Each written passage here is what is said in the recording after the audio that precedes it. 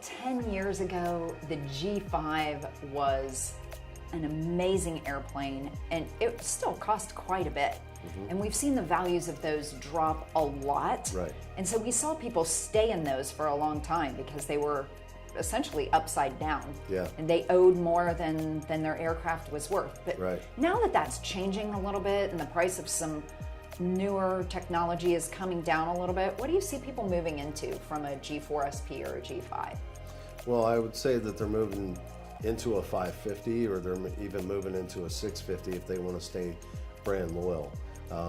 You know, with the technology, the G5 and the G4SP did everything that they wanted.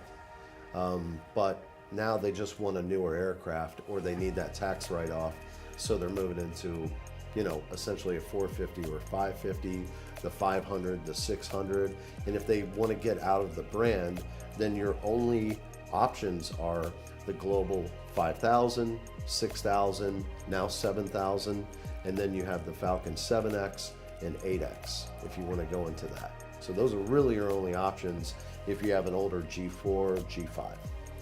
I mean, I guess you could move into a BBJ or an Airbus 320. Believe it or not, going into one of those, if you look at the maintenance platform, because they are airline-based aircraft, if you really do direct operating costs and you look into it, a BBJ or an Airbus is really a solid choice if you're flying it a lot.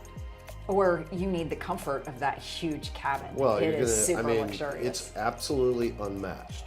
Where you get a BBJ or an Airbus, not only are you getting the cabin comfort that you can't get in anything, but your maintenance bill is going to go way down because, again, it's on an airline platform. So your maintenance is based on you know, an hourly flow rather than when it needs to come up calendar-wise. So you're going to see a lot less maintenance bills coming into your flight department if you actually look at that.